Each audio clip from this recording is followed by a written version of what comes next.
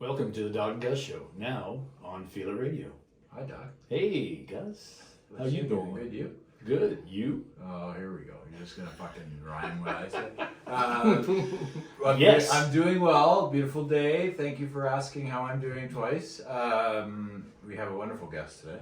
Yeah, tell us about the guest. We have Jefferson Power in the house. Jefferson. I've only known him for 30 years. That's about right. Yeah, because I think we were grade 7 together. Did you go to Maryville Public? No, but no, we met at Maryville High School, I think. No, Sir Winston. No, right, Sir Winston, so grade 7. Yeah. Oh, of course, actually, well... The legend. You know what, and there's no better time than now then, because I did bring you a gift, and you got to share it with Dawg, of course. Oh, yes. You knew. So, yes. So there's a story, Doc. Of course there is. Oh yeah, it's legendary too. Like we're having Matt Connell on in a few weeks. Oh yeah? Oh, right on. So these will just Amazing. you should just Keep those there. sit Yeah. right there. Yeah. And then the Blue Jay ones. It's a good, that was just random luck. Yeah. So maybe I'll tell from my perspective what I was thinking when I did the act of 1993 ish.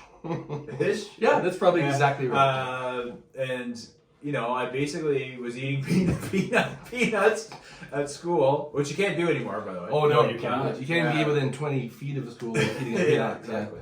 And and I was kind of a shit disturber. I don't know if you knew this about me, and so was Jeff, by the way. Shocking, eh? And I took a handful of peanuts, and as a teacher was going into the teacher's lounge, I threw them in there and said peanuts everywhere and ran away. And Jeff and Matt Connell were walking by at that time, dying laughing, and I think they actually got in trouble for it. We got in trouble because of what you did for laughing at it, yes, which is typical, right? Right? Yeah, that's probably one of the hardest I've ever laughed, and I was 13 or whatever. There's been some other ones after that, but oh my god, just the way you tossed them was epic. Nice. Can I borrow some of these peanuts for tomorrow? Take You it to take school, throw it in the principal's office? No, it's not ideal. No. Okay, fine. But yeah, so a pretty classic story, and that's how basically Jeff and I we had a class together, and we kind of hit it off then. And then he went to Maryville High School, and then went to JS, and then we rekindled our relationships later on. Yeah, JS is gone now. Boo. JS sucks. Maryville's still around. Like Dawg went to It Maryville is. too. It's kind of refurbished, it looks like, almost. I broke Maryville in for you guys. Right? Yeah.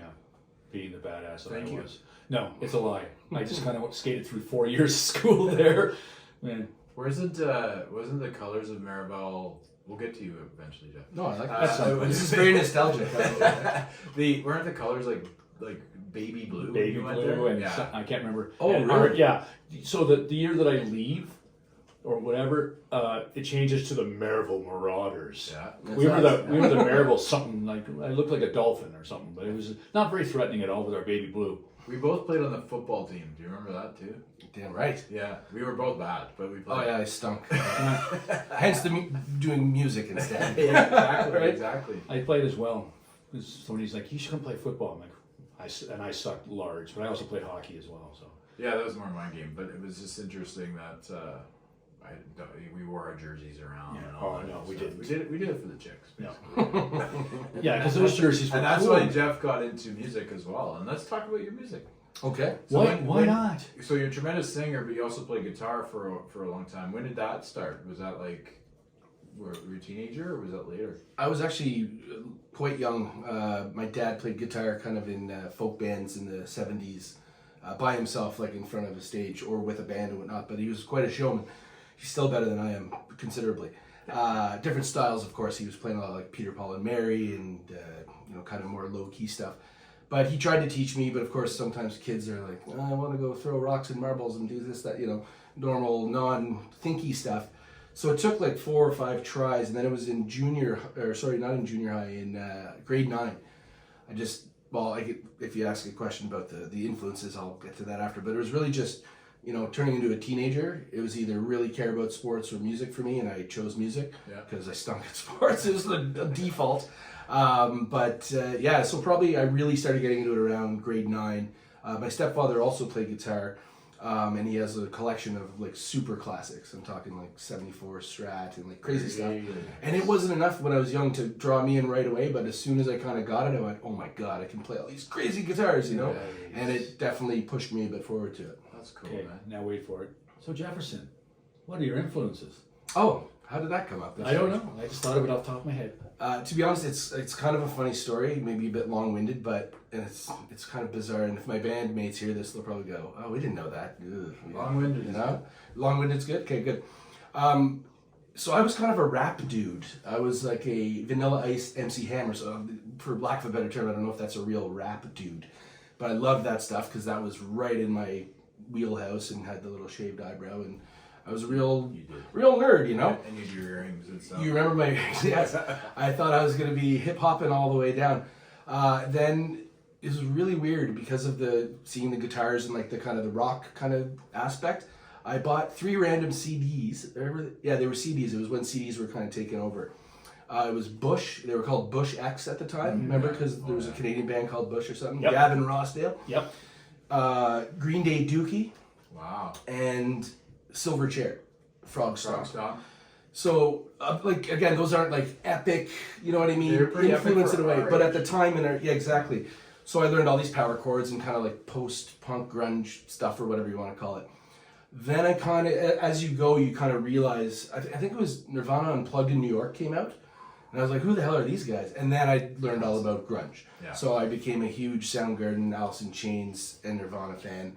And from there it exploded into, oh, it's not just power chords, there's others. And then you realize their influences were, you know, the Zeppelins and Black Sabbaths. You start listening to that, the Stones even. Like, so it's kind of like you work backwards in a certain sense. But yeah, because those 3 first bands I said, like, great bands or whatever, but they're not those kind of like influential rockers of all time, let's say. No. Although Frog Stomp, I had that tape, and awesome. it was a great album. And they were like 16 years old at the time. They were kids, yeah. So it was interesting that Silverchair, and then I wasn't a huge Green Day fan, but I did like that album, Dookie. But yeah, it's funny how that it sort of molds us into what we end up liking eventually anyway, right? Yeah, you see what the influences, or what your influences were influenced by, and then you go, oh, they're better. Oh, and then who knows how far you go back. You go back to B.B. King or whatever. Well, you go back a lot further than that. Yeah, way back, eh? You go back to Robert Randolph, and Muddy Waters, and all that kind of blues stuff that influenced the Stones and Zeppelin, and There you go. It's true though. It's sort of cyclical, right? How everybody gets influenced by something, and then everybody works a little bit backwards. It's very greatly put, actually. you know, and even if we didn't know that you two knew each other, we would know you two knew each other just by the fact that Silverchair came up, and nobody talks about Silverchair except James. That's what I guess. Because I love them. I know. love them too, yeah, they were awesome. I I And that's still what I'm listen to Tomorrow, like Oh, so a yeah. couple of It's their heavy tracks. stuff, man. It was awesome. I remember we were closing because we used to work at Tori together at a restaurant together. Indeed. And like he worked there, and then he went to Calgary, and then I worked there, and then we worked there together. That's right. You know? And I was playing like what's that? 7 Mary 3 Oh, loud, and you were like, but he was air guitaring like in the far corner, and we were both like singing to each other because it's Yeah. like it's a pretty. I guess you would say it's like kind of obscure because you're not going to fire on 7 Mary 3 unless No, you know, one hit wonder and very schlocky. It's like Yeah. almost the, yeah. What a great word. But good too. Schlocky. Schlocky. You know what I mean by schlocky, right? Yeah, Oh, yeah. there's a lot of schlock going on in the mid-2000s, I guess. I don't know. Yeah, a lot of schlock. Yeah. A lot of Canadian schlock too, actually. Yes, lots of schlock. How many times will we use the word dookie and schlock? Today? Well, we're gonna count. I had a dookie with my schlock out. Peanuts everywhere. Woo! Peanuts everywhere is what I said. Peanuts. Oh my god. Oh, and I'm done. Come I was on. just gonna say, Yeah, I thought you were going to No, I'm not. Tell us about the covers because your YouTube channel is called Cover It Up, correct? Yep. And you know you've been doing a couple covers, but there was one cover I remember like when you went into COVID and you did my Sharona, but you did my Corona. That's right. That was actually two of the myself and the other guitarist in the band that were part of a kind of another band at the time. And you know what's funny too is you Google it now, there's about 35 different renditions of it by people across the world saying, my Corona obviously makes sense. So we went, I guess we didn't invent this. We kind of knew that going in. But I think that ours actually didn't go viral or anything by any means, but it was on the New Brunswick News, Campbellton, New Brunswick News, I believe, because two of the guys are from Acadie. And so that meant a lot to them. And the way we did it is we did it over cell phones because of COVID, not even like professional recording equipment. And I wrote, what I'd say were pretty kind of satirical or parody lyrics, and it got a lot of steam. Yeah. So it kind of helped that band page kind of get bigger. Then we recalibrated into what we'll probably talk about after is what we're doing now. But it was it's funny you mentioned that. It was a little bit of a starting point of rekindling the old band in a certain sense. Yeah, I think that's what was interesting, because usually when a band rekindles, it's like, you go out and you do a couple gigs and you do some stuff, but at the time we couldn't do anything, so you just decided, let's do a song, right? Yep. And when you're a musician, you play a lot of if you're a guitarist, you play a lot of guitar during COVID, that's for sure. Yeah. A lot of whiskey, a lot of guitar. There's a song right there. So Jameson, what are you doing now? Well, what we do is we've recalibrated a little bit into an acoustic rock band versus a full rock band. Big drums, electric guitars, and amps. Mostly because we don't want to carry amps anymore because we're older and we're lazy. That's not true. The real reason is that we know that kind of band really promotes the musicianship a lot more. So if we're going to do covers, we're going to do acoustic songs, but we're also taking rock songs that aren't acoustic songs and transposing them, so to speak, into acoustic songs. So it's a lot of work. So we've been a lot busier than normal. You almost have to be a lot, well, not necessarily tighter, but just better in general at your craft, because you get heard a lot more. There's no banging drums and fizzy guitars buzzing. Yeah.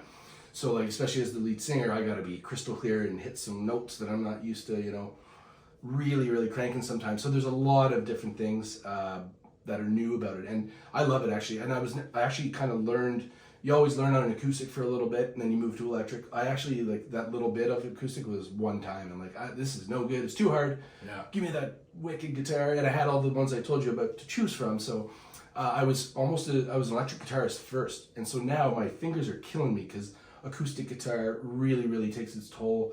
It's a lot harder to be crisp and hit those perfect notes and stuff. So been busy. We all have our normal lives, but this is a passion and a side gig, so to speak. But yeah, it takes up a lot of time if you really want to be on point, so to speak. Yeah. No, that's cool. Yeah. Love it. Reason number one why I'm not a musician. What's number one? Too much dedication. Yeah. Oh yeah, you're not dedicated at all. Not at all. Not to playing a guitar.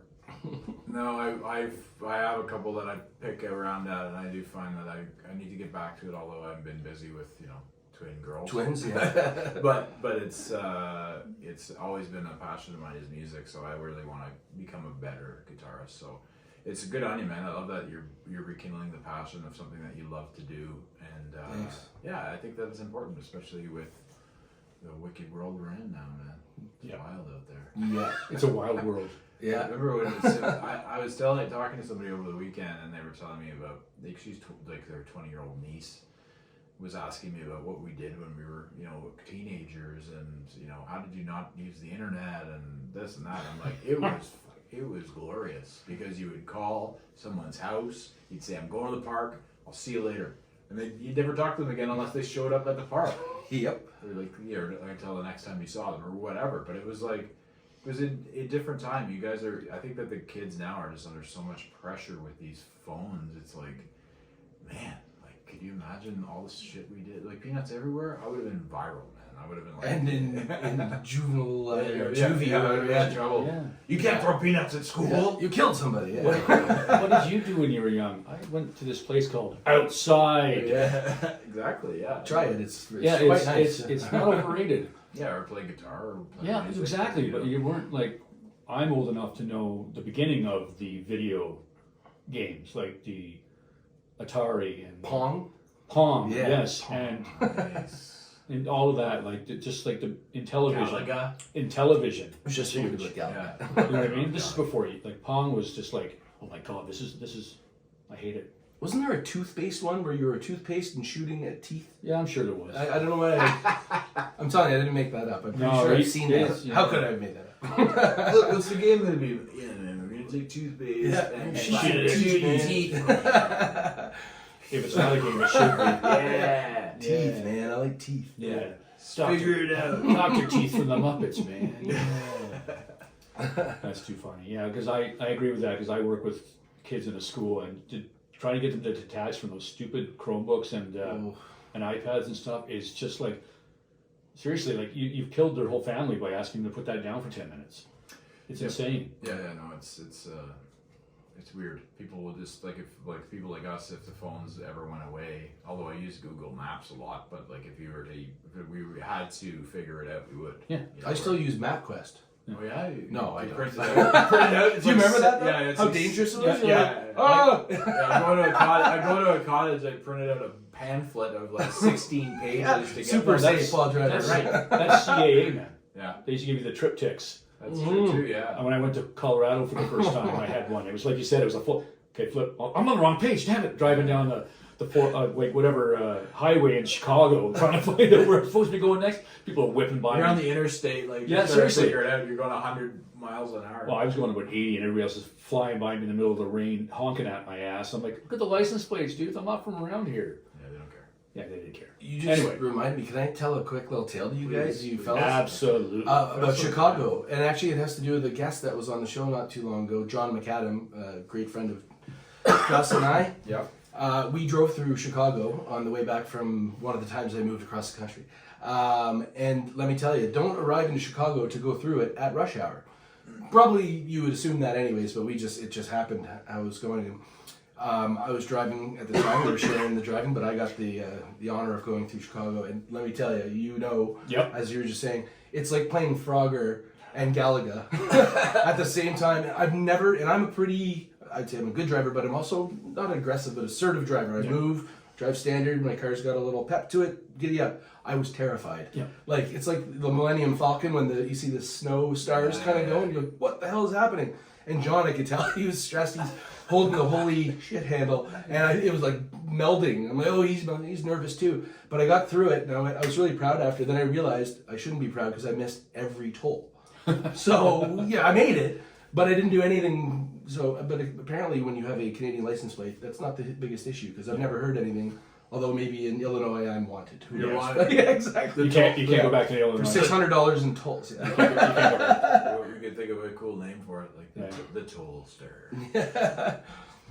No, Schlock Toll. Schlock toll. Dookie toll. Yeah, exactly. Oh, here we go. I knew it would just turn into us making funny noises and names and stuff. Usually talking about wings and peanuts and food and whatnot. And now that's going to be forever. Because we love chicken wings. We love chicken wings. And peanut.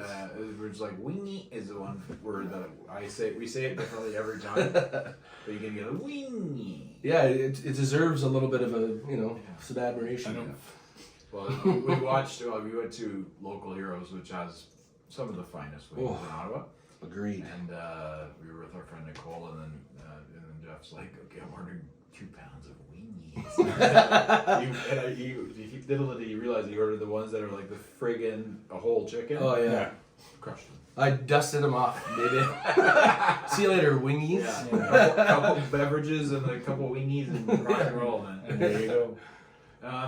The bandmates, where did you meet them? That's funny. I was hoping you'd ask because being the front man and lead singer is great and blah, blah, blah. But, man, you're nothing without your boys. And love you guys. I just want to, if you don't mind, can I tell you a little bit about each of them? No. So, okay, so back to me. Diva singer. They call me the diva singer. I think it's a joke, but... I don't think so. No, maybe we'll find out. Yeah, come see us play and we'll find out. No, so let's start with Mark. Mark is Marc Paradis. He's the best drummer I've ever played with for a couple of reasons. He's not like a classic trained guy, but that makes him even better. He's a hard-hitting groove master. Like he is in the pocket. He's got that extra groove. And I think it comes, and Mark, you can correct me if I'm wrong later, the man is a Rush fan, to say the least. Oh. And people have a lot of opinions on Rush, either or you're a diehard or not diehard. And I don't know how it made him he's the drummer I've always wanted to play with. And now he's playing something called a cajon. Have you guys ever heard of a cajon? No. The drum that you sit on. You sit on the box and you. Yeah. Oh, in the videos I see that. That's what that is. Yeah. So it's basically a drum you sit on, and I think it's called cajone because your cajones are resting on it. I'm not sure if that's accurate or not, but. All right. Well, that was just Mark on the phone. He said, "Yes, I am a Rush fan." Oh, okay, perfect. Yeah. Mark, That's a joke. Mark, are you watching live? Yeah. How is that possible? So yeah, Mark's amazing. He's also a great guitarist, and I'm the rhythm guitarist in the band as well as Owen. We kind of share the rhythm. He does a bit more thing and lead stuff, and then we'll tell you about our lead guy after. But you saw. Yeah, Mark's a fantastic guitarist too. He plays on some of the tracks and the covers that we do of the tracks. And he's a backup vocalist as well. So talk about a loaded gun. Owen Underhill, mon ami. I've known him the same amount of time as Mark. We were in the old band back in the day, all of us in the full band. Owen is, I call him a multi-talent man. He was our bassist back in the day, and he's a hell of a bassist, like unbelievable. Also, weird, a massive Rush fan. Wonder how that works, eh? It's Geddy Lee bass, but he's kind of I'm pretty sure Owen would be confident with me saying he's a metal man. He's got, he can play lead guitar as well, like shredding. So, like I said, multifaceted. He's an amazing background singer as well. And now he's taking into the acoustic, like I'm kind of transitioning from electric to acoustic. And yeah, the guy's unreal. He also can sing like a, what do you call it? Like an angel, like a soprano. He's got a very high register. So it's really cool. And Mark actually, for his backup vocals, is very baritone and low. And I'm kind of the mid guy. So that really works, you know, like it's a natural. So those are the boys I've known the longest. The newest member, Maxime Valliere, he is. I've seen him play for a few years now and stuff, and I was always like, I want that guy in my band, and I want to be in his band or whatever scenario it has to be. And I'm pretty sure Mark and Owen would say the thing, and maybe Max would say the same thing about me or us. But he is. I think his influences. I don't know so much. I know he's a bit of a shredder metal man too, but. As you can see in the videos, he's playing a slide guitar. He's playing a resonator guitar, which is a metal guitar. I have no idea what I would do if I was holding it. It's really cool. It's really heavy. So he plays slide. He plays mandolin, which you can see in the cover of Hard Sun. Yeah. So he's, again, a multi-faceted musician as well. He also is very good with the tech and knowing sounds and whatnot. But man, what a lead guitarist. The guy's insane. He's got videos on his own page too if you can see him doing individual stuff, if you feel like watching something really impressive. Cool. The guy is unreal. So you combine the two guys I spoke of first, Mark and Owen, multifaceted, influential from Rush, you know, mixed with Max, who's got, again, I don't know his influences as much. I don't want to say something that's wrong, but there's obviously some Southern rock involved in this, that, and the other. Then you add a jerk like me, and you got the recipe that works. It does work. Love the guys. Without them, I'd be okay. I'd probably play a couple tunes and be embarrassed. With them, it's like a power boom. So love those guys. Awesome. Lucky to have them. So you're talking, like we're talking covers here, but are you guys working on doing your own music? That's funny. I did many moons ago in more the Silverchair days, because that's when you're getting in. You're like, I want to be a rock star, man. Yeah. I did write quite a few songs, quite a few terrible ones, and a handful of what I think are really good ones. And actually, Owen and I, who I just mentioned, we were working on a couple of them, but it's definitely a sidebar thing. But yeah, who knows, down the road, maybe something like that. And actually, speaking of original bands, I mentioned earlier that I saw Taming Sauri was on the show. Yeah. I just wanted to say something about them. They're unbelievable. If you get a chance to see them, I saw them open for the Lazies, as I said, at the Brass Monkey. Blew my mind. Yeah, they're really good, man. They're awesome. They're playing at the Overflow on the 27th, releasing their new CD or album, whatever you want to call it. Let's go. And Blues Fest, July 9th. Not surprised. Yeah, they're awesome. Yeah. Their bass guitarist is hilarious. Taming Sauri was here last week, and Alex was obviously. And the lead singer Warren was like amazing too. They're just really nice guys, and they brought us a signed album and everything, and we're so stoked to say that they're going to play Blues Fest. You know, that's awesome. Yeah, because I would think of that like as a musician, like in Ottawa, you think of Blues Fest as the festival, right? Absolutely. Would you? It's the one, if you want to call it that. It would be the pinnacle for any musician in Ottawa, I think. Yep. To be a local musician. Depending on your genre, too, because it could be the Jazz Festival, too, right? The one we have. Right. That's right before Blues Fest, which is amazing as well. Yeah. You know who I saw there a few years ago was The Roots. Oh, yeah? Jazz Fest. You know who played there once was Ziggy Marley at Jazz Fest. Really? I'm not kidding. I sat outside and listened to it because I live right down the street. Yeah, it's interesting because I saw Kendrick Lamar do Folk Fest. And everybody's like, why was he? I was like, he's the black hippie, man. He's like, That was the same day that Steve Earle played there. Yeah. Because I was like going to see Steve Earle and I'm listening, going, what are we listening to? Because he's on a different stage and somebody said, well, it's Kendrick Lamar. I'm like, all right. I love Kendrick. Yeah, and then Steve was Steve. I mean, Jeff's talking about hip hop like talking about MC Hammer and I'm talking about like hip hop, like hip hop. There's hip hop and then there's hip hop. Yeah. Well, it's funny though because we all loved MC Hammer back. Like I love Too Legit to Quit to this day. I love that song. It's hard not to. Yeah. I'm sorry. I have to disagree. I have to very much disagree. Yeah, fair enough. I mean, each teach their own. Yes, sir. I don't diss it. I just don't listen to it. Fair enough. I really like DMX.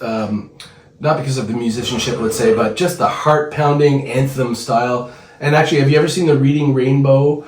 His is amazing. Where he is added to the Reading Rainbow video. Well, he does the whole song. Oh yeah, it's something else. Song. And he does Rudolph the Red-Nosed Reindeer too. Well, his voice is very distinctive too, right? Yeah. So like it's one of the ones. Like even for somebody like me who doesn't listen to hip hop a lot, I'm like, well, yeah, that's DMX. Mm-hmm. Like I can tell that. Yeah, and his distinct voice, of course, but nobody was bigger than him. Yeah, at back that in the time. day. Yeah. At that time, like his little time that he had.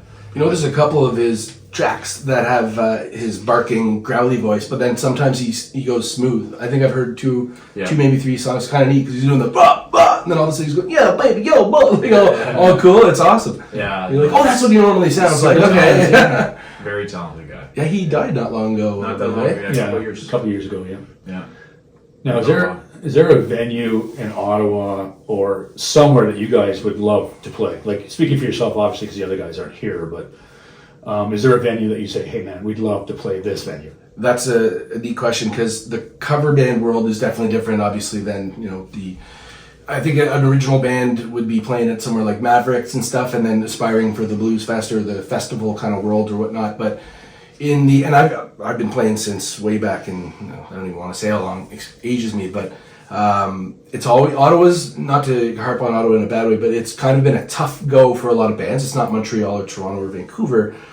But, so back to, in the cover world, we're very, very lucky that I have a friend who kind of got us into the Barley Mow in Stittsville coming up on June 3rd. And those are the type of bars, Irish pubs, that cover bands really flourish in. So it's kind of weird where my dream gig is because we're also, if you don't mind me plugging, we're playing it's a brewery / golf course called Broken Sticks, the Hammond Golf Course. Apparently it's a brewery as well now. Yep. Wow. Really cool. I did not know that until we hooked up with them. And there's a fundraiser on June 17th where the band, they're releasing a new beer called Gator Beer. Ooh. Maybe it's Gatorade mixed with beer. No, I don't want to say anything. It's probably like an alligator logo, I'm guessing. But I should look into it more so I know what I'm talking about when I'm on stage. Or here. Yeah, or here on the show. Or when you're tilted one back. Yes, but so that's a cool idea. Then we're back at the Stittsville Barley Mow after that. So speaking of the Barley Mow, back in the day we always played the Heart and Crown, which is the pinnacle of cover band with full cover band. Yeah. In the middle stage, the McGinty stage, I want to say. Yep. Played there many times to a sea of people. It's like being a rock star when you're in a cover band because you feel like you're playing a concert. It's awesome. It's full, yeah. We were very lucky. You were probably at some of those. Many. Very, very lucky to have done that. That stage wouldn't be for us now. The front stage, the snug pub, I want to call it, would be great. It's maybe even too small for 4 acoustic, but it's a little tight. Hence the name. Snug Dookies. Yes. Yeah. The Schlock pub. Schluck. And so really, it's funny though, it's more of a nostalgia thing than a prestige thing, but the Barley Mow on Marival is what Grace O'Malley's was. And I grew up drinking and partying at Grace O'Malley's. And actually the nostalgia version is, it's the first place I ever played by myself with a guitar, just me, on stage at an open mic. You did it with Amanda Real. The first time I did a song, I don't even want to say what song it was, by myself, and then she came up and we did a song together, which was cool. That's right. I remember. Yeah, you must have been there. That's crazy. I was definitely drunk. But that's why it's just a nostalgia thing for me. Not that there's anything not prestigious. It's a great bar, but that is where I want to play because it'll bring me back home. Fair enough. Well, it's still very similar inside too. Yeah. They haven't changed. Stage and dance floor of Yeah. death. It's crazy. Yeah. Although opened it up a bit, I think. That's a good idea. It was kind of like herding cats at a certain point. You're like, oh my god. What a great place, though. Awesome place, yeah. No phones. No phones. Sick times. That's right. Pagers only. Yeah. 911, meet me outside for a When 420. you paid attention to having Well, fun. we had back then. phones. We had phones. However, it wasn't like they were out at all times. Yeah. They were in your pocket or whatever. It was like you had one of those Razor phones. Or Oh, yeah. You The could text. Nokia flip phone? You get Yeah, text. you You had a T9. Oh, You had a T9. T9 in it. I was a good T9er, man. Let me tell you. couldn't take pictures and videos. That's why they're always in your pocket. Well, you could, but they were just awful. Junk. Yeah, pure junk. True story. Yeah. Those are good times, man. Yeah, I could see why that'd be nostalgic for sure because we grew up in the area of that bar and also we spent lots of time there. Yeah, it's a fun question to answer. There's no right or wrong answer. It's just fun to see what people For say. sure, Mhm. for sure. Yeah. Yeah. You know, and Jeff's an Ottawa guy too. He by the way, he has moved to Calgary and back and Calgary and back. So in the wild oats or whatever. Did you play out there when you were Yeah, I did actually. In a band that was very similar to the full rock cover band that I was in Ottawa. Almost very same kind of songs, same setup and everything. Great guys too. I learned a lot about older rock. They wanted to do more Calgary style, classic rock, if you will. Maybe not fully Skeeter? classic, but yeah, some stuff like what was one of the interesting songs? Oh, we did "Dirty Deeds" by AC/DC. That's a not. great tune. It's an amazing song. I played bass on it though, and the bassist sang because he had a really high register, and I can't touch that kind of singing. It was really fun. It's an easy song on bass, so I just get to be like, oh, I'm a bassist for a song. Yeah. Pretty bad, but it was wicked. Yeah, bad is how many drinks you've had. Oh yeah, If you only had one drink, that's really bad. yeah. 7 drinks, that's bad. That's probably 15-ish, something There you like go. that. Yeah. That's how you remember all your lyrics, is go full circle. I got nothing. What? You heard me. I hurt you? You hurt my feelings. Oh, here we go. No, I didn't. It's getting uncomfortable. Speak about some of the, like, obviously you were influenced by those bands, but was your stepdad and your father, like, they influenced you without influencing, if you know what I mean? Like, they sort of had the guitars around, obviously, and then you sort of, went your own way with it? Is that kind of how you would explain it, basically? Actually, that's interesting. Yeah, so with both of them, both crazy talented musicians. My stepdad was in, actually I gotta say the name, the band was called The Shags. Like, talk about a 70s cool rock band name. With a van, of course. He's got it, yeah, the Shag Did Wagon. they do the song Chevy Van? That's a great Probably. a great 70s tune. So, he'd tell me stories about that and stuff. I said, oh, cool. Like when it was cool to be rock and roll, Yeah. And my dad he wasn't as much of a rock and roller, as much of a folk, but like upbeat folk and, Beatles and stuff, like some rock. So I always kind of knew about it, but like I said, it didn't kind of click, and it just did click all of a sudden. And they both showed me some guitar, but it was really, I took one lesson, I think, way back, or 2 or 3 lessons, like at one place, and I couldn't do it. I couldn't listen to someone, so I learned by ear, power chords mostly. Then I'm like, oh, there's more than that. And yeah, you learn mostly from bandmates. I've learned from, and then we're going, oh my God, this isn't how I'm supposed to play this. I better look it up with my pager. No, but on the internet, obviously. So you learn a lot that way and stuff. But yeah, the big influence, obviously, knowing that they were both cool dudes, and I wanted to be cool dude too. You're a cool dude. Yeah, I guess. Thanks. But yeah, it's just seeing, and seeing my dad play at like a Christmas function. We've all had some drinks and some wine and stuff, and he played a couple tunes. And after 20 years of not playing, he still just had it. And I was like, oh, that's mint, man. That's cool. And the fact that I always aspired to play the acoustic like that, but I was much better at electric, being easier.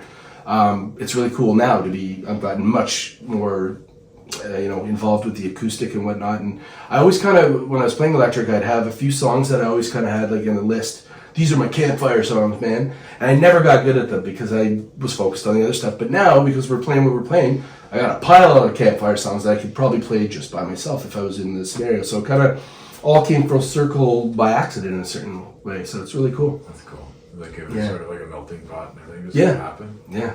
I like that. Organically. What's Smudge's favorite song? Smudge. His favorite song is actually Interstate Love Song. Yeah. By the Nice. Stone Temple Pilots. I would say they're my favorite band, actually. Me too. They're my Right. guys. Well, they're in my top 5 for sure. Has to be. Nope, they didn't even crack my top 20. Sorry, how about you? God. You're weird. I'm very weird. April wine and Stop it. there you go. Stop. So we can clear the air here. Smudge. Yes, tell them who Smudge is. Is Jeff's beautiful dog. But what's his real name? Colonel Smudgington. No, the other one. I'm gonna make you say it. Yeah, I know he's gonna make me say it. I call him my little honeybee. Yeah. Because he's my guy. He He's buzzes my around. little honeybee. My little honeybee. Yeah, he is. He's my honeybee. He's hilarious. Nice. We're gonna edit this, right? No, we're not. He's in a couple of our videos because some of you them go. were shot at my house, and he decided that was a good time to play fetch. And I'm gonna figure out how to contact your sister and make sure she watches it. Yeah, she'll know. So you'll never hear the end of this. She'll probably call you in a second. I'll send her a note. I'll send her a Oh note. my god. Figure Yeah. that out. But he's part of the band. But yeah, his favorite song is Interstate Love Song because that's my alarm in the morning. It means he's getting up and He's going gets to to play. go dookie and schlock it up all day. Schlock it up, baby. Do some schlocking. That's right. He's a schlocking type of dog. He's a schlocker. Yeah, he's so cute. I was surprised he didn't wear the t-shirt. Yo, well, It's in disrepair. yeah, is it? T-shirt number 1 had a big armpit hole, and then I tried to turn it into a wrestler shirt or a sleeveless. Oh, yeah. Did not look flattering.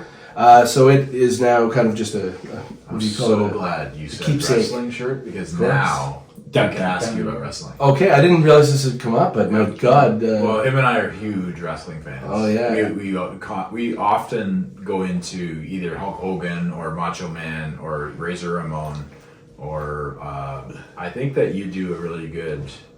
Who was your favorite growing up? I remember you saying that it's obscure. It's kind of obscure, just not. It's Mr. Perfect. Yeah. Kurt Hennig? Kurt Hennig was God rest his soul, Dun, the dun, best. Dun, dun. And that's you do you not do the gum spitting still, where you spit Yeah. the gum and hit it Oh, with your hand? oh, yeah, and it every just time. flies into didn't? clouds and in a grocery store. Who didn't? Yeah, it's Seriously. important. I had to do it once, at least once. Yeah, I fit cars. Like you're. Oh, yeah. Oh, yeah? Oh, I know. I I can make see sure that. there's nobody like there, but. I So if anyone questioned you, you'd say, "I was doing the Mr. Perfect." Sorry, they go, That's "Who- still- what are you talking and then it put perfect Yeah, perfect flex into Exactly. the street. Yeah, Or no, is it- definitely Mr. Perfect. Now that we're talking about this, now we need to hear at least one impression. What do you got, Gus? Oh yeah. Cup of coffee. Cup of coffee in the big time. That's my macho man. It's a lot of his hand gestures Because too, you where hold he's it like doing he's stuff. so big, right? Like you'd have to He's just so- go cup of coffee. But he couldn't move the arms because he's so jacked. Just like, Yeah, he was roided right out. no way. He's actually played for the St. Louis Cardinals. Yeah, that's crazy. Yeah. Did you know? There's another video that's viral of him because it's so funny. It's the one where he's the cream of the crop. Yeah. My theory is that he was with Mean Gene. Mean Gene's like, "Come on, Macho Man, let's go," and he's probably doing cocaine next to the coffee machine. He's like, "You need to do your thing." And Macho Man goes, "Ooh, I have nothing." And he grabs a creamer and he goes up and they goes, "So what's going on, Macho Man?" He goes, "I'm the cream of the crop." You know, like I think that's Right. how it worked back then. Oh, I would There's a lot of outtakes of Mean Yeah. Gene dying laughing at these guys. Oh, I'm No sure. Jacked up on drugs. Well, that's the thing too. If you ever watch, remember when the Macho Man and remember that era where Hulk Hogan and Macho Man are like together as a tag team? Oh, the And mega they're, powers. And they're in the video game like that too. Yeah. Oh yeah.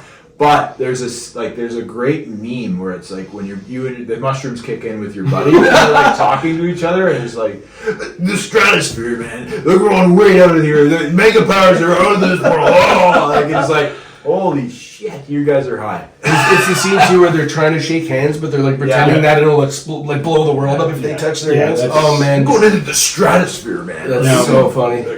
Do I get to do my Macho Man impersonation? Of course. I don't know if I want to. Yeah, let's hear it. It's your show, baby. It's my show. Oh yeah, the lovely Elizabeth. Oh, that's good. That's very Thank good. you very much. That's really That's good. very good. Oh, That's yeah. excellent. Yeah. Thank you. Yeah. Remember Earthquake? Oh, Yes. Earthquake. Yes. It was awesome. Remember the thing was they found him in the crowd Yeah. because the warrior was going to do push-ups with him on his back or Yeah. something. Is that what it I was? think so. And then he smashes Yeah. him. He did his ass smash. Right? That was his move. How random is that? Like you pull a 700-pound man out of this. Hey, little guy, come on up here and do this He's with like us. 6'8", Yeah. like 480 pounds. He was a Mammoth big, of a big man. man. Oh yeah. Oh yeah. Oh yeah. Okay. So if you like going forward, obviously you have some gigs coming up. Mm-hmm. Is there a acoustic song or a version of a song that you're really looking forward to doing? Like, 'cause you put some great ones out, but what's the next one in your mind? Interesting. Yeah, we just kind of knocked one out of the park, so we think. And it's not going to sound plausible on acoustic, but "Take on Me" by Aha. Dog, I love that. Yeah, it's. I will reserve my judgment. Yeah, wait, I'll send you a video of it. The coolest part about that we're doing that, the harmonies, it's really neat that we're working on the harmonies, but Max, who I was talking about with his mandolin, he's playing the kind of the keyboard part with a mandolin, and it actually works really, really, really well. Okay, so now you have my interest. Yeah, exactly. I'll send you a little clip. It's cool though. It's Yeah, very you cool. will. And it's fun.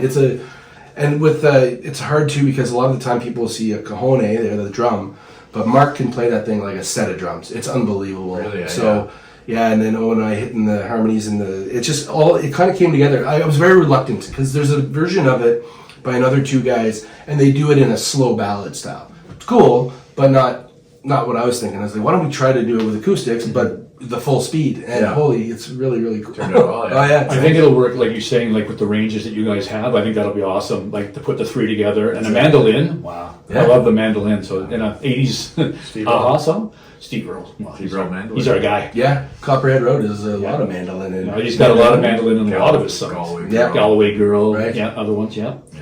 That's awesome. No, that's cool. It seems like I can't wait to hear it, but it'd be such an interesting song to hear. I mean, you've heard a lot of versions of it, but definitely to hear a guy I know do it, that would be great. Yeah, we'll show you soon. Coming soon. Coming soon to a barley mow near you. That's right. We could do I'm a Real American too. We're gonna be there and request all these wrestling songs. Do this one. Play this one. No, you can't be those guys in the crowd. Like, I mean, I play fucking Metallica. You know, you're like, we're an acoustic band, bro. But what if I said play Metallica? Then we would do it. Then we'll do He's it. like, all right, do it. Right away, we'll do that. Play for the you. French version. Yeah. Yeah, that's too funny. Now, do you guys like? Gus makes a good point. Do you guys ever do that? You get a guy in the crowd going, "Play this." Yeah. Do you just tell him to piss off, or do you? I'm pretty nice about it because these are the people or the reason that we're there, right? So I've got a funny story about someone who I did not like. I could tell later, but basically the ones we get are the typical ones. Play Brown Eyed Girl. No. Play Summer '69, which we do play because of that, so we don't get asked. Great tune though, of course. It's Brian Adams. But yeah, so you get the typical same ones all the time, and we usually have a few of them in our roster there or whatever. But yeah, if you don't know it, you can't play it. So I say, I hate saying this, but I always tell them, yeah, we'll play it next set, and then we don't. They're either going to be hammered or gone or. Dude, I forget, played it or- when you were smoking a cigarette. Yeah, exactly. There's a You lot of missed lying it. going on. Yeah. That was my thing with The art of DJing. deception. With Oh, yeah. With DJing, somebody would ask for a song, and I'd play it, and they'd be outside. Well, I don't care if you're smoking. I'm not waiting for you to, like, I'm not playing it again. Yeah. And that would be the thing. Dude, you're outside having a smoke, and I played it, I'm sorry. I feel like I'd be so. I don't even smoke. Yeah, you were smoking though. No, you're outside with yeah, wait, what?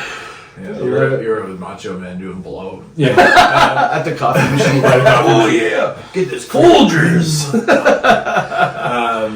That's cool. Yeah, and it's interesting.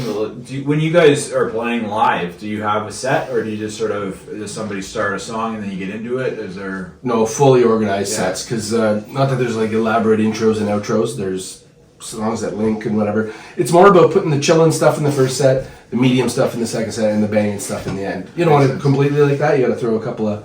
And again, it's not about. It's about tempo. Yeah. People, we're no longer aiming for full dance club style like the Hard and Crown like I talked to you about before.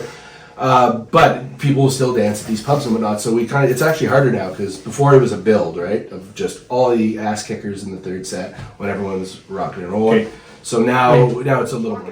Schlock, get it? Yeah. So going back to influences. Okay, I'm sorry to keep going back, but I want to pull some more of those '90s bands. So you mentioned the grunge era. Was there something that was sort of on like not Jeff-like that you were listening to that sort of got you into music?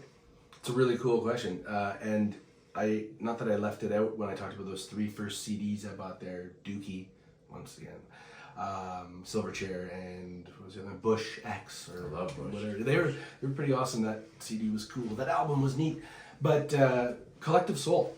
Oh, cool. They had come out with their second album, the blue one. I forget what it's called, but Is that one with Gel? yeah, with Gel, and So good. there's some great songs on there. But then I heard the first one, which has some really cool B-sides too. So for me, it was more like a grunge rocker and stuff. It's weird to have had that, but I respected their musicianship. I think they were a kind of put together band. It was the two brothers, and they found like they weren't buddies and an organic band. Yeah. But they rocked, and their lead guitarist Ross Childress is like a metal dude. He was insane. Listen to the solo in Shine. It's like finger tapping almost. It's, Oh yeah. So yeah, they're kind of an obscure. Not that they're obscure, but they were not in line with. Like I was a diehard and still am Stone Temple Pilots fan. Yeah. Reason being. Not that I find that any of the other grunge sounds similar. They all have their very unique sound. Like Alice in Chains is really dark. Like Alice in Chains is disturbing. Soundgarden's kind of freaky deaky, even though they were like a metal band before turning into that. And a super group. Yeah, they were an absolute super group. Then Nirvana, obviously, and Pearl Jam, which people debate on whether it's grunge or not. I don't think it is. It's just the same time. They're a rock and roll band. Same with Stone Temple Pilots, though. Pearl Jam's not a grunge band. No, they were the same time basically, so a lot of people They're put them in that proper category. band. They're a real rock We and were roll at the band. show here in Ottawa. Like Dawg was there with me, but you were. Oh, with you were there John. too? I was with John. Who's So you were behind the stage, and I remember there's a photo that I took, and I like. Oh yeah, zipped you in, zoomed in. and It's you. It's you like. I forgot about that. Yeah. Yeah. What a show. Oh, but speaking of how you set up your sets, like how you said it starts a little slower, then medium, then fast. That's what they did. Yeah. Like they started off with like About a Girl. There was About a Girl? Yeah, not About a Girl. No, that's the Nirvana one. Yeah. Something Girl. Yeah. What the hell is that called? We're super fans, obviously. Yeah. But anyways, it started off really slow, and then he sort of stood up and said, "Okay, that's enough." Took his jacket off, threw it, and then they Chugged a bottle of wine, threw his plaid shirt off. Yeah. What was it really wine? Really? Oh, for sure. Just teasing. You probably had a few, Of course a it few was. butts in the background too. Like he's still smoking. Yeah. That's how you get that voice. That It's really full of mucus. But yeah, no, a great way to do a set, like kind of get us going, and then a few. And obviously in the encores they did a few slower ones just to because people want to hear the favorites. Soundgarden though, like, and the funny thing about Soundgarden and Pearl Jam is they are connected. Like they have all like because the same drummer, the drummer Matt is something or other. Yeah. I think Matt Cameron. That sounds right. Mad About a Girl. Matt, but that's the song. But that's an interesting, it's an interesting concept is that they were just friends anyways. I'm going off on a rant here, but Well, they have the mix, right? The Temple of the Dog. yeah, but the and then the guitarist from Pearl Jam was in that Temple of the Dog band. Like Hunger Strike was the song that was a big song for them. But yeah, there's two pretty good vocalists doing that. Yeah. Oh, yeah. When they bad at all. harmonize, oh my god. Not bad at all. Yeah, two of the best. I'm gonna pull one out of Gus's bag of questions. What's your spirit animal? Oh boy. You ready for this? Nope. It's two animals, but there's a reason. Is that acceptable? Is that We'll kind take of it. cherry We'll take picking or sandbagging? We'll take it. Sea lion and seal. And I'll tell you why both. Please. Just leave us hanging. Please don't elaborate. Sea lions are hilarious because they seem to, bounce beach balls off their nose, and they look like dogs and fish mixed together. They bark, or they're hilarious. It's really hard to not laugh at a wonderful sea lion. And seals. So before I was team sea lion primarily. Now I'm kind of, mishmashing between the two because I've seen a lot of recent things because I follow seals on Instagram. They can like puff themselves up into like almost a full sphere, and then like I guess maybe because of eating too much, like I can do the same thing actually. But yeah, they're both just fascinating because they're dogs of the sea, dogs of the sea. But yeah, I think they're a very interesting animal, a water dog or a sea dog. I think the puffing up too is a defense mechanism. Oh, is as it? well. Yeah, I wondered. It makes himself look bigger to predators. So But they look hilarious. Yeah, but the predator doesn't have a sense of humor. Man, they're big. Yeah. We're done. Yeah. We're gonna move along. I'm gonna move over to this smaller version here, just Blue penguin. whales and stuff. They all I'll go to go a off penguin and killer instead. whales. Yeah. That makes my theory like bunk and makes a lot more sense than just overeating. Sorry to debunk. No, I'm glad to know. Well, I don't know if it's true, but I just think it makes sense to me. Another good word. Bunk. There's actually a really cool documentary. Well, there's a trillion now on every platform that we watch anything on of killer whales, and it makes me really sad because there's a scene where there's an iceberg, a smaller iceberg, and there's one seal left, and he knows he's toast. Right? These killer whales are all like kind of moving it on purpose to get him to slide off, and finally you see him. He's defeated. He slides backwards into the killer whale's mouth, and you're like, oh my god. And of course, it saddened me. But that's how it works. You know, you got to think that's just how it works. Because killer whales are another animal that are unbelievably fascinating, and you know why? Why? They're the only ones who kill for game other than us. They're as smart as us too. Yeah, apparently. So my spirit animal, I think, is a killer whale. Nice. Yeah. That's freaking me out a bit. But Yeah, that's cool. no, but Freaking me out just a little bit. I don't like the scenes where they're going after a baby, like I know. blue whale and stuff. But to watch them hunt, like in sync, It's incredible, and teaching how like the smaller ones and bringing everybody up to speed, and this is how you hunt, this is how you kill, this is how you eat. But they are unbelievably cool, and I hate that they're in captivity. Ugh. I absolutely, like, I post all the time about, I used to, like, Kiska, who was in Marineland, who just died, was that, like, you watch them and they're so depressed. They're defeated and depleted. Well, yeah, they're there for it's 40 shit. years, it's sitting in a bathtub, like, Well, those they things say something swim. about the fin when it's flopped over is like that they don't give a shit anymore. That's kind of right, thing. yeah. That's sad. Well, they're also not getting enough activity, because you can't Right. swim the way they swim in a circle forever. Right. Maybe at first.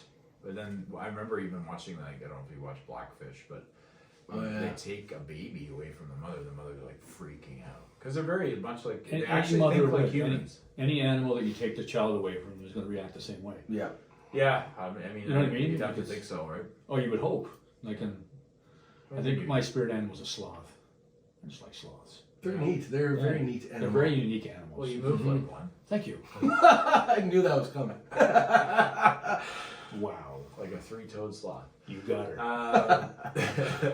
Ringtail lemur. Ooh. I've got all kinds of A weird. lemur. 80s or 90s music? I think I know the answer, but we ask everybody. Well, like clearly 90s from my musical standpoint, but you know, if I'm dancing at a bar or, you know, getting it out, no, I'm kidding. But yeah, 80s has a lot of awesome, epic party tunes and some cool rock too, but I mean, generally, yeah, 90s for me, obviously. Yeah, just because of the impact. Right? Yeah. Wait, Although, sitcoms, 80s, music, 90s, how's that? Yeah. Although you're a big Seinfeld guy. Big time, but also more so like Family Matters and Family Matters. TGIF. TJF was the best. Yeah, Urkel. Like, Did I do that? Yeah. Well, it also had a lot of good storylines. Yeah, oh yeah, there's some very good. Taught me a lot. lines. Yep, Yeah. sure did. Remember when Uncle Phil consoled Will because Will was sad about his dad? Oh, should we really talk about Will Smith? But that scene though, where Oh. James Avery, it's actually No, that was one of the scene. better. Yeah, So good. cool. Oh, it's like it's heart wrenching. Yeah, that was an awesome scene. Mhm. Fresh Prince was one of my favorites. It's sad to see. Anyways, we don't have to get into Will Smith stuff. I don't want to get slapped on a podcast. Well, I think you won't. But You'll get punched. Well, you don't yeah, slap. it's a real punch. Yeah. I think we can sort of get into that a little. I mean, the problem is that he has been famous for so long. I think that's the same sort of thing happened to Michael Jackson, where he was just famous for so long that eventually he thinks he can get away with whatever, Mhm. or also feels the fact that he's got under so much pressure. But Will Smith's a tremendous actor, but what he did, like if you did that like if I did that to you in the street, I'm going to jail. Right. And he just goes up and slaps Chris Rock in the face because he said a joke. It just seems odd to me. I think there was he was selling a book at the same time too, and Chris Rock was just about to go on tour. I don't know. Yeah, a lot of- it seems very suspect, right? Or as the kids say, it seems sus, man. Yeah, Is that what sus means? Yeah. I didn't even know that. Me neither. You've taught me a lot about the puffing. You're welcome. Of You the go to seal. you go to school. Yeah. You're welcome. I get to go to school every day, man. Yeah. And relive grade 4. Schlock. Schlock. Like the schlock. A lot of new terms. So June 3rd is your next show. Yeah. Then do you have any more coming up after that? Yeah, so June 17th. 17th is the Broken Sticks, which Yeah. will be really cool. That one might be outdoors, depending weather, obviously, is always the issue there. And then back at the same Barley Mow in Stittsville on July 8th. Nice. Then we are, what's after that? I don't even remember. There's a couple more for this summer. We're trying to get everything sorted out for the summer now. Maybe learn some new tunes later in the summer and whatnot. But yeah, we're busy kind of we're stage ready and we're ready for this next show. But we're always thinking of like new little, that's the problem is you're trying to get super tight and like stick to what we know, but we're all like dreamers, man. Like, let's try this. And da-da-da. So Yeah. it's ridiculous. So Yeah. where can everybody go to check it? Like, yeah, Instagram page, Facebook. Yeah, the Facebook page is Cover It Up .facebook. Whatever the hell, I'm not really sure. It's, you know how the URL is 5 lines? I'm not sure, whatever it is. It's facebook.com/coveredup. Yeah, you just type in Cover It Up, I believe, which is shocking because you'd think there'd be other cover bands named that, but we kind of vetted it a bit to a certain degree because you have to, right? And actually the way that came about was we were talking about certain songs, and I forget who and how it happened, so I was like, yeah, we'll cover that up, cover it up. I was like, that's a weird thing to say, but it sounds like a cool band name. It just kind of happened organically, and then the logo was just kind of a mishmash of ideas between me and Owen of like a stick man covering up his unmentionables with either a mandolin or a guitar. Nice. Cover it up. So it was kind of a, so we just, you know, as a cover band, That's you don't cool. want like a cool name like Yeah.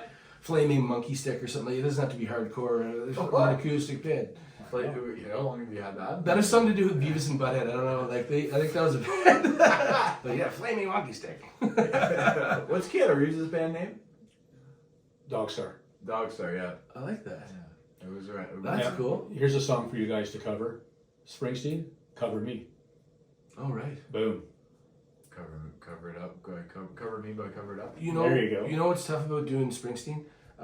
Is that Adam Sandler did a Bruce Springsteen impersonation once, and it's so funny. When he's kind of doing the run forward thing, Yeah.